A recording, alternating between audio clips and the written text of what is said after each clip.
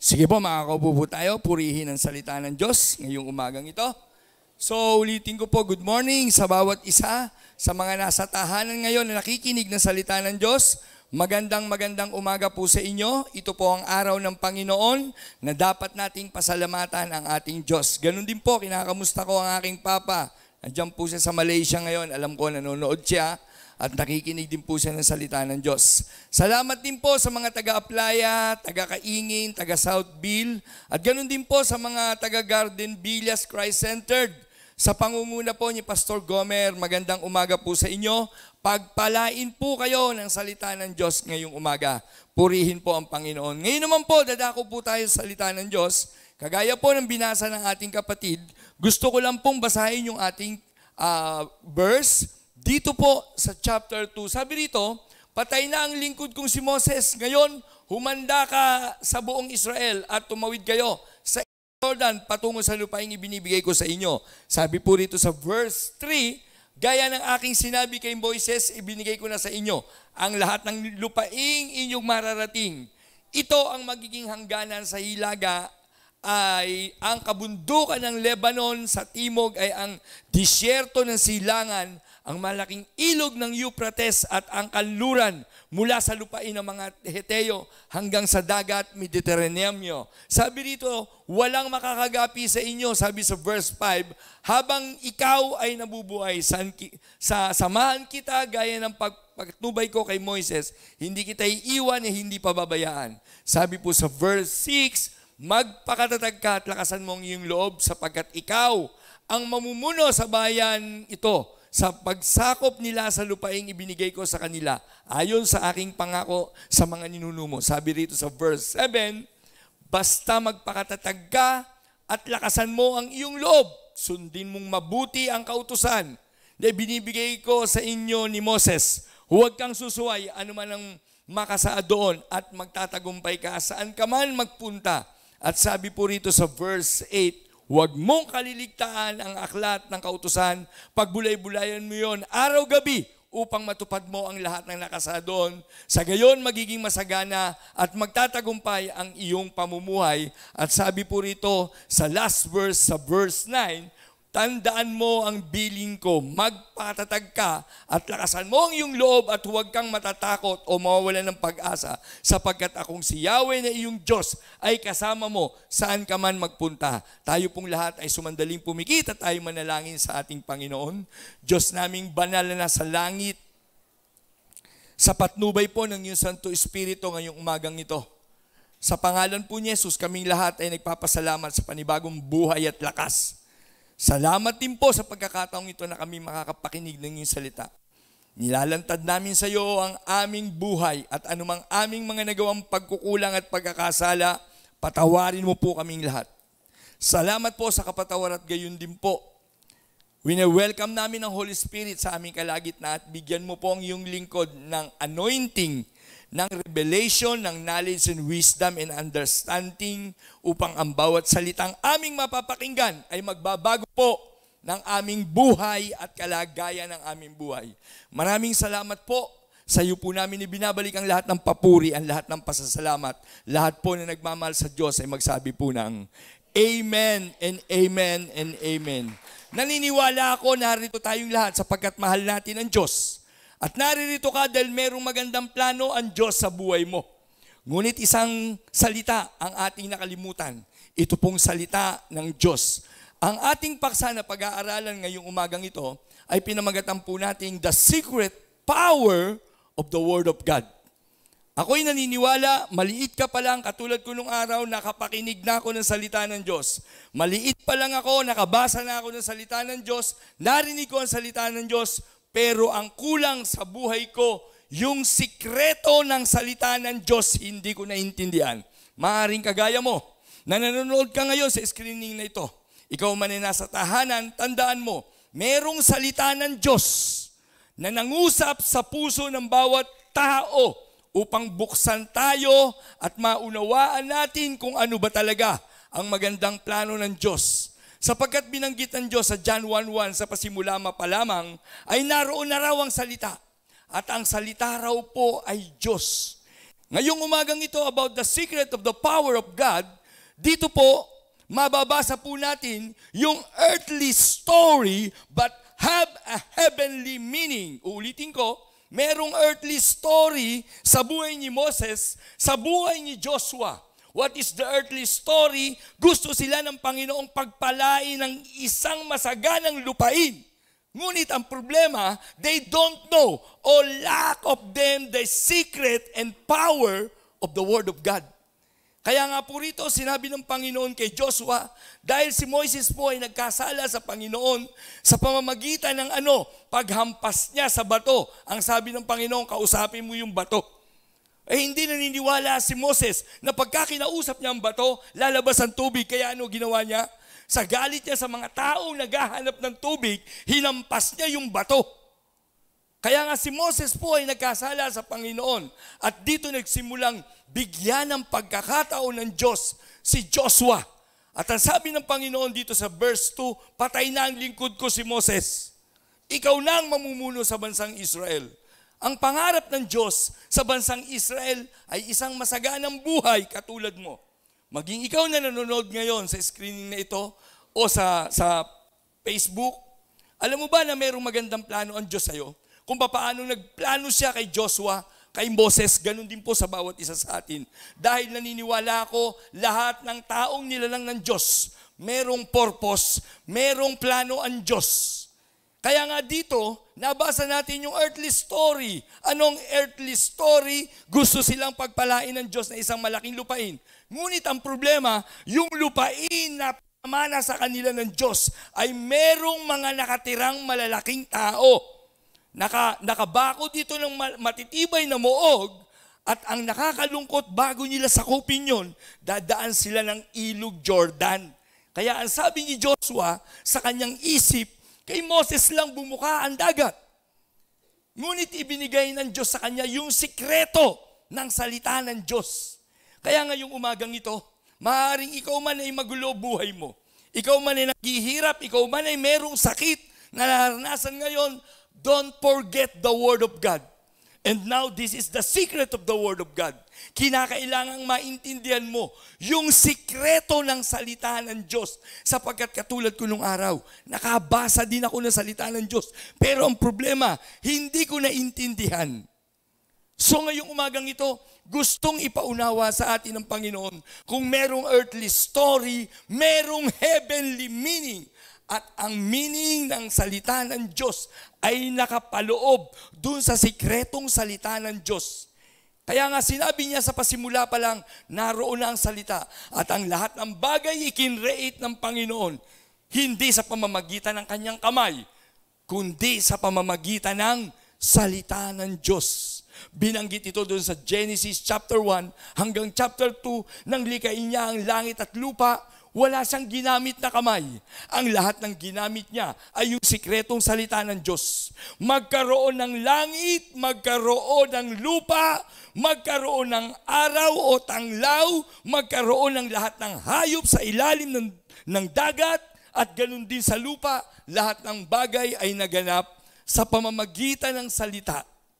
Kaya ngayong umagang ito, napakahalaga ng salita ng Diyos na hindi mo lang marinig kung hindi maintindihan mo. Ano ba yung sikreto o kapangyarihan ng salita ng Diyos?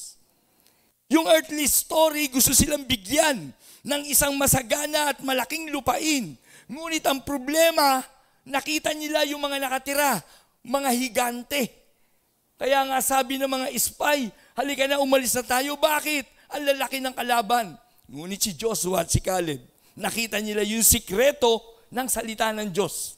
Anong sabi nila? Tara na, lusubin na natin. Ang lalaki ng ubas, ang ganda ng lupain.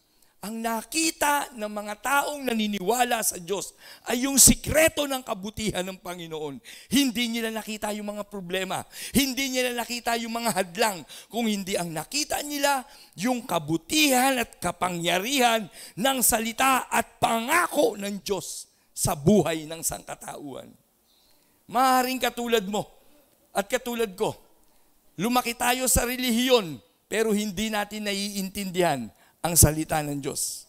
And now, this is the question.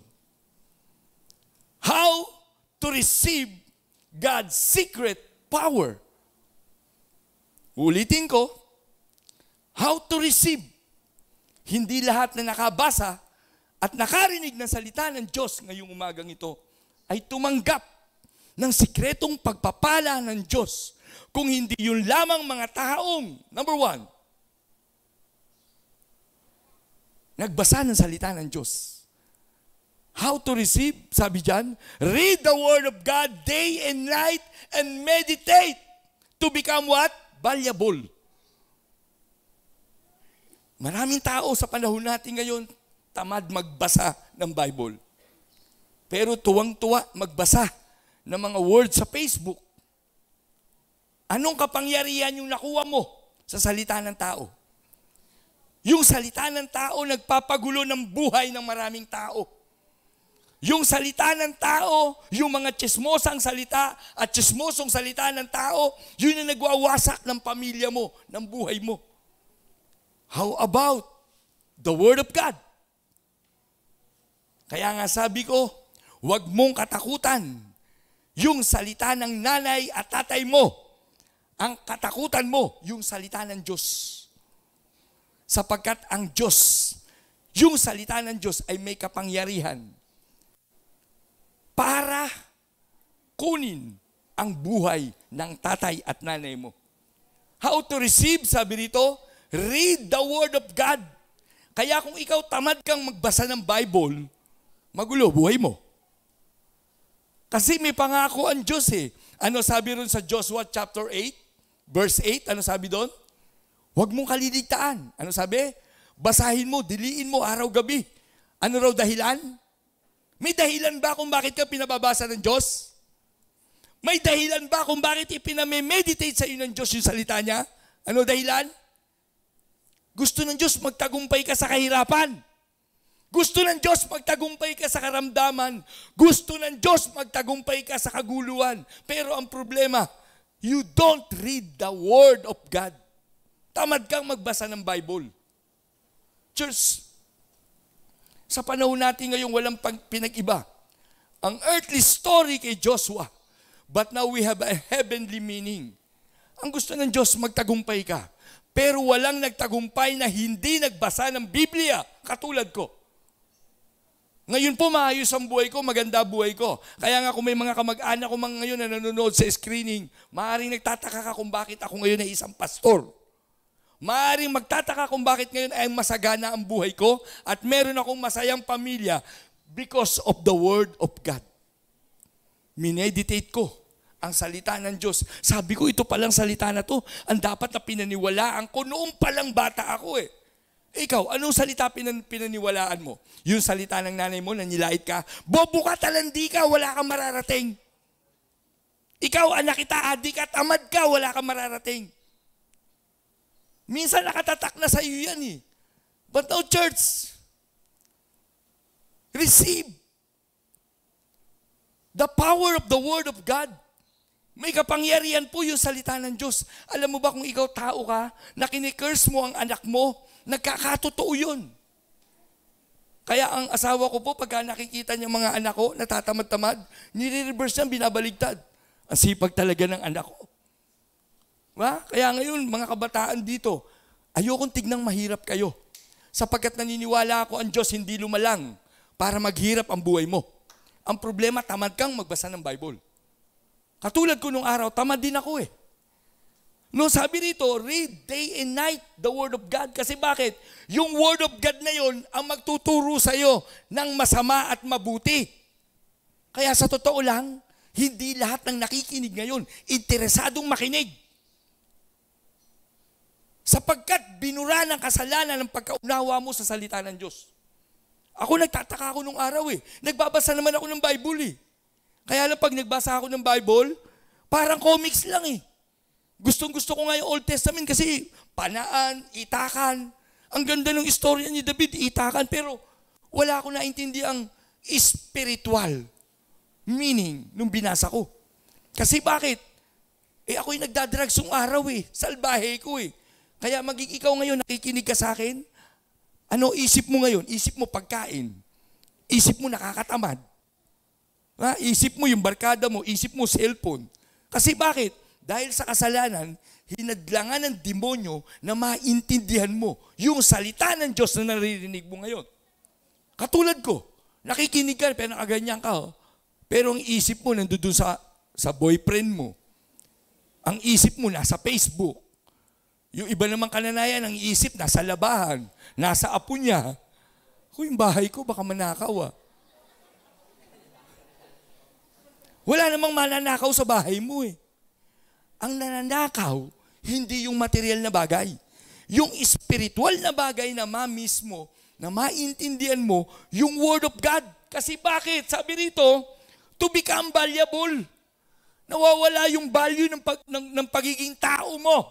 Yung pagiging anak mo ng Diyos, nawala yung value eh. Pag sinabing value, yung halaga ng buhay ng isang tao. Ako po nung araw, useless life ako. Hindi ako valuable. No, ako yung taong walang kwenta buhay sa akin, nilalabang ko ng patayan. Totoo po yun. Binabangga ko yung buhay ko sa barkada, binabangga ko yung buhay ko sa drugs, binabangga ko sa alak, sa bisyo. Kaya ano nangyari sa buhay ko? Kulong. Pero doon sa kulungan, doon ako nagkaroon ng value. Sabi ko, para ba talaga ako rito sa lugar na to? Mikan, ikaw, nag-isip ka na. Yan ba talaga pinangarap ng mga magulang mong buhay? Ako nung araw, nagtanong ako sa isip ko eh. Ito ba pangarap ng nanay ko? Mag-aral ako sa University of the East o mag-aral ako sa City Jail University? Nagising ako, nandoon na ako sa City Jail University. Ano kurso mo, pastor? Murder. Totoo po. Pero alam nyo, hindi ko kinahihiya yun. Because that is my living testimony now. Because now I am a valuable person. Pakinabang na ngayon ako ng Diyos. Pakinabang na ngayon ako na maraming taong nakikinig ng salita ng Diyos. Yung ako nakapakinig, pinakinggan kong mabuti yung salita ng Diyos at pinag-aralan ko eh. Sabi ko, totoo ba talaga to? Ibigin mo ang iyong kaaway.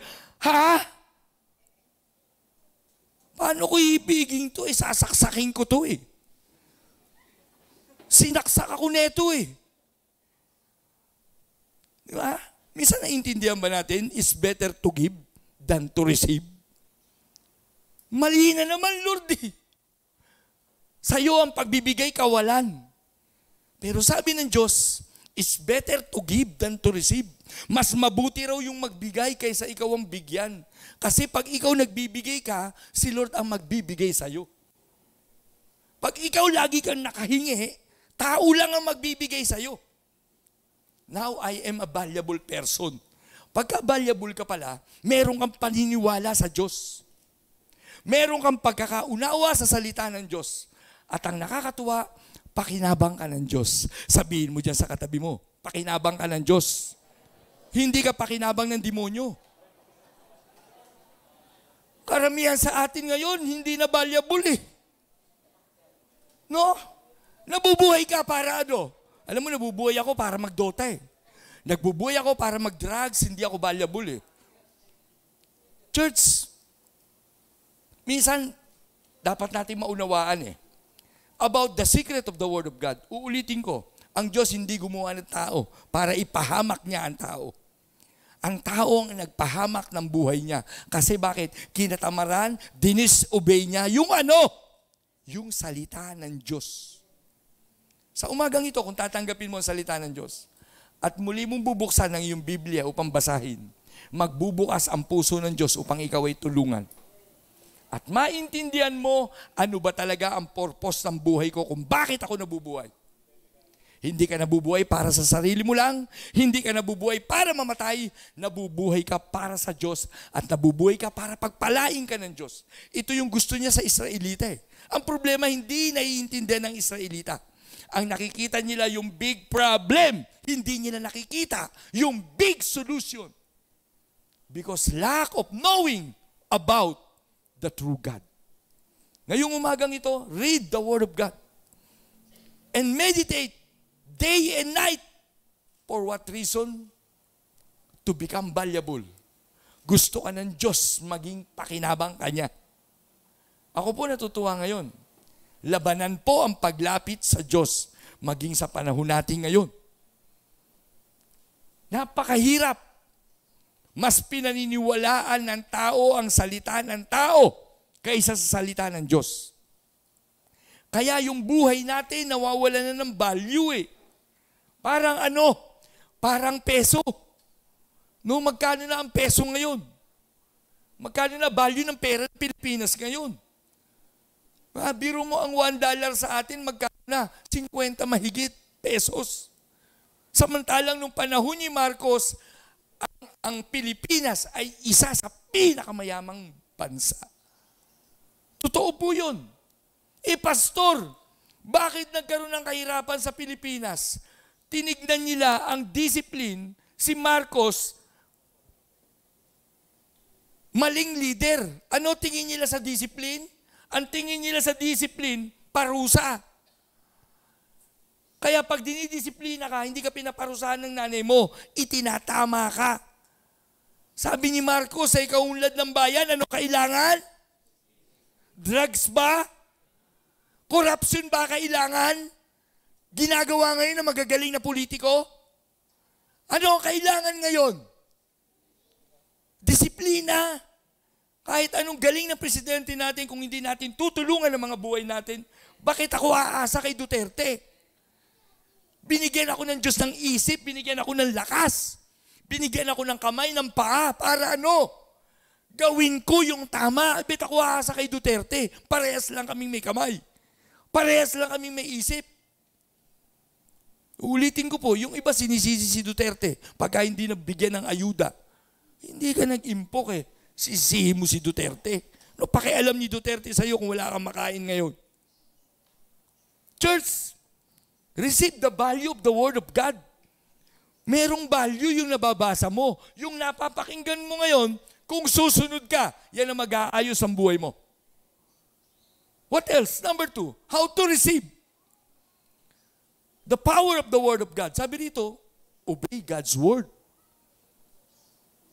Obey God's Word. Without what? Hindi ako makakasamba ngayon. Dami kong labahan. Pastor, pasensya ka na. May trabaho ako eh. Kaya minsan pag natanggal ka na sa trabaho, saka ka lalapit kay Lord. Pastor, pasensya ka. Busy ako eh. Di ba, pagka ikaw dinadialysis ka na, may cancer ka na, alam ko lalapit ka rin kay Lord eh. Without any reason. Ano yung pwede mong dahilan? Pastor, pasensya ka na, hindi ako makakasamba. Yung anak ko kasi, Pastor, walang magbabantay. Sabi niya, Lord, gusto mo kunin ko yung anak mo? Lord, yung asawa kong chismosa. Gusto mo kunin ko yung asawa mong chismosa? Lahat ng dahilan mo, pwedeng gawin dahilan ng Panginoon para lumapit ka sa Kanya. Obey God's word without any reason. Walang dahilan ng tao sa harapan ng Panginoon. Binibigyan niya tayo ng pagkakataon. Kasi gusto niya ma-receive mo yung sikreto ng kapangyarihan ng salita ng Diyos. Kaya lang ikaw, lagi kang may dahilan. So, pasensya ka na eh. Wala akong masuot eh. Kaya habang panahon kang hubad. Pastor, wala po akong pamasahe. Mahirap lang kami. Habang panahon kang mahirap. Pero subukan mo, maglakad ka. Sa palagay mo, may encourage kaya ang Diyos para pagpalain ka? Pero kung nagdadahilan ka, sabi ko nga, sa taong ayaw, maraming dahilan. Sa taong gusto, maraming paraan. Kaya walang dahilan eh. Sabi rito, to establish faith. Kaya minsan wala kang pananampalataya sa Diyos. Kasi bakit? Ang dami mong reason. Yung reason na yun ang nagbubura sa isip at puso mo ng paniniwala sa Diyos. Bakit hindi mo subukan? Katulad ko. Sabi ko, hindi totoo yan. Pambira yung mga pastor na yan. Nanloloko lang ng mga tao yan eh. Naku, yan na naman. Ikapo. Naku, sabi ko, yan na naman yan. Ganon din ako nung araw. Pero alam mo, sabi ko nga, buti na lang may matyagang Pastor Boots na nag-i-encourage sa akin na lumapit sa Panginoon. Sapagkat dun ko naintindihan na ito palang salita ng Diyos na to, yung mag-aayos ng buhay ko. Alam mo, lahat ng dahilan ko nung araw, tinanggal ko. Lahat ng sagabal sa buhay ko, tinanggal ko. Kaya ikaw din magtatanggal ka eh. No? Lalo na sa mga kabataang babae ngayon. Kung hindi ka makikinig sa akin ng salita ng Diyos ngayon, bukas iiyak ka, buntis ka. Nabuntis ka ng poging demonyo. Oo, totoo yun. Iiyak ka bukas. Kasi yung salita ng Diyos, hindi mo pinakikinggan eh. Di ba? Para sa'yo, mas mahalaga, ang pastor ang pogi. Pastor, love ako eh. Bubuntisin ka lang yan, poging demonyo yan. Dapat kung ikaw matalinong Kristiyano ka, na ikaw marunong ka sumunod sa Panginoon, pagkaliligaw pala sa'yo, naghahanap ka ng magandang babae, meron ka bang magandang trabaho? Ha? Ganyan ba iisip ng mga matatalinong kabataang dalaga ngayon? Hindi, pag nakakita, Astor, kilig. Bukas, ayon, buntis, kawawa. Kasi alam mo yung salita ng Diyos, hindi pinaniwalaan eh. Natatawa ka ngayon, baka isang araw, biktima ka niya, maniwala ka sa akin. Ang daming biktima niyan eh, mula Malaban hanggang Bigaa, biktima yung baybay na yan. Kasi bakit? Tumira ako ng sinalhan eh. Alam mo ba sa gabi, kaya buti ngayon may mga barangay na pulis na naglilibot eh. Gising kami sa gabi, tulog kami sa umaga. Ang tawag sa amin, aswangers. Mga nagsasabu kami. Oo. Tapos, yung mga aswang naman ng mga kababaihan, ako, gising din yan sa gabi. Aali-aligi din yan sa amin. Isang araw, buntis. Sabihin, buntis ako eh. Ha? Kanino yan? Sabi, nagdududa pa eh. No? Ayan, mararanasan mo yan isang araw. Kasi bakit? Hindi mo naintindihan yung salita ng Diyos. Napakinggan mo pero tinawanan mo. Pinakinggan mo pero binaliwala mo. Sa totoo lang, marami ng biktima ngayon yan. Oo, at ang pamilya mo, kaya mahirap ang pamilya mo, biktima yan ng maling pag-aasawa eh. Biro mo nag-asawa, hindi nagtapos ang pag-aaral. Ulitin ko, sa Christ-centered, bawal dito mag-boyfriend at mag-girlfriend na nagmi-ministry ka, pasayaw-sayaw ka rito sa gitna, pero nagbo-boyfriend ka na hindi ka pa tapos mag-aral. Ang tawag ko ron, aswangers. Totoo po. Ngayon, yung mga gayot ko rito, pinag-aasawa ko na eh.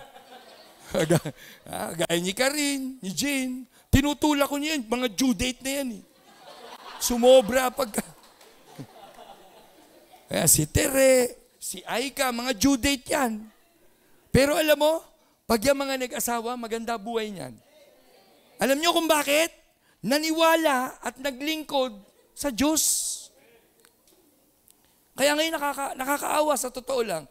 Tapos pagka nabuntis, pagka nagkaanak, mga kalalakihan, saka pupunta sa Diyos, Pastor, may problema po ako eh. Alam mo, kung nakinig ka lang sa salita ng Diyos, hindi ganyan ang buhay mo. Sabi dito, obey God's word without any reason and establish faith and involve God's plan. Pag sinabing involve, dawit ka. Kasama ka dapat. Mabuti ba yan? Involve ako dyan. Sama ako dyan. Diba? Ako nung araw, ganun eh. Sabi ng pastor ko, Jess, marunong ka pala mag-gitara eh. Opo, pastor. Pwede ba tumugtog ka sa music? Sabi ko, naku, pastor, puro Islora kang alam ko. Puro mga Bon Jovi, mga Eric Clapton. Baka magkagulo demonyo dyan sa loob ng church niyo. Marunong nga ako mag-gitara. Tutugtugin ko dyan, puro as-in. Puro Islora. Teng, teneneng, teneng, teng. Sabi ko, gugulo demonyo dyan. Sabi niya, hindi, ganito gawin mo. Bibigyan kita mga kopya, ha? Pag-aralan mo yan, ha? Nung tinitignan ko yung kopya, joyful eh. Charismatic na charismatic kami nung araw, 1994. Ang tugtog namin, no? Ang mga ibon na lumilipad, mahal ng Diyos, di patay tayo dyan. Ang mga ibon na lumilipad daw. Baka ibon mo hindi lumilipad. Paano ka maniniwala? Lagi ka lang nakatungangers kay pastor. No? Pinalilipad ka na, dapo ka ng dapo. Fly high. Ha? Kaya yung ibon na yan, pitikin mo na yan para lumipad yan. Turuan mo mag-cell group yan. Tama ba? Turuan mo umayo yan. Pagka Miyerkules, meron kaming feeding program eh. Nagpaplahe kami, nagpapakain kami dyan, sopas. O, itong Miyerkules, yung mga nakikinig po, anong purok na tayo? 5. Yung 5, hintayin nyo kami dyan. Meron tayong goto dyan, ha? Magpapakain kami ng goto sa inyo, tarapilya ang sahog. Ang sarap, alam mo eh. It's better to give daw than to receive. Involve ka. Eh hindi, yung iba sa inyo, pastor, involve ako eh, saan? Sa drugs. Ano ba yan? Mag-involve ka sa tama, huwag sa mali. Pastor, involve ako eh. Saan? Inuman. Nakasaksak yung tropa, damay ako eh. Natural, involve ka eh. Tama? Ulitin ko, no? Announcement. Yung mga taong magwawasak ng pangarap mo, layuan mo. At yung mga tao naman nabubuo ng pangarap mo, eh, dung ka. Di ba? Huwag ka sa wrong place. Saan ka? Sa right place. Ngayong umagang ito, mag-involve ka. Katulad ng mga kabataang naririto ngayon at katulad ko, nag-involve ako eh. Kasi naniniwala ako, pag ako nag-serve kay Lord, involve ako sa ministry ng Panginoon, alam ko, ayusin ng Diyos ang buhay ko. At aayusin ng Diyos ang kalagayan ng buhay ko. No? Kaya nga nung anniversary rito, lagi kong pinapatotoo to eh. Sabi ni Jean, ayan ka na naman, pastor, 3 brief, 3 pantalon, 5 t-shirt nung nagpunta si Pastor Jess sa Laguna. Totoo yun. Pahataw-hataw ako dito nung araw. 1989. Baka iba sa inyo, hindi pa tao. Wala pang SM, walang Robinson. Wala pang pavilion. Sa Binyang, may mga karitela pa. Pero nung ako mag-involve sa Panginoon, sabi ko, dapat pala noon pa lang maayos na buhay ko. Eh, saan mo in-involve yung buhay mo? Saan mo inilaban yung buhay mo? Puro sa kalokohan eh. Church, involve God's plan. May plano ang Diyos. At ang plano niya, magandang plano. At ang unang plano ng Diyos, gusto niyang baguhin ka. Gusto mo mag-involve? Sabi ng Diyos, handa ka bang magbago? Kayong 3, makinig kayo, baka isang araw, kayong 3, yung pinakikinggan nyo, ikaw, tsaka ikaw. Huwag niyong tatawanan ng salita ng Diyos. Isang araw, tatawanan kayo ng salita ng Diyos. Pag pumasok kayo rito, dapat seryoso kayo. Dahil yung pastor nyo, seryoso ako. Nung ako nagpakasama, pumatay ako ng tao. Ngayon nagpapakabuti ako, sasabihan ko kayo. Kasi bakit? Hindi dapat binabastos sa salita ng Diyos. Hindi dapat hinaharutan ng loob ng iglesia. Kaya sasabihan kita. Kanino cell group yan? Turuan nyo yan. Walang mapapala dito yan. Ganon ako ka-stricto. Hindi palengke ito eh. Kayong tatlo. Sabihan ko kagad kayo. Walang mapapala ang taong naghaharot sa salita ng Diyos. Nasa nice place ka. Wala ka sa wrong place. Wala ka sa SM. Ganun po ako kaseryoso.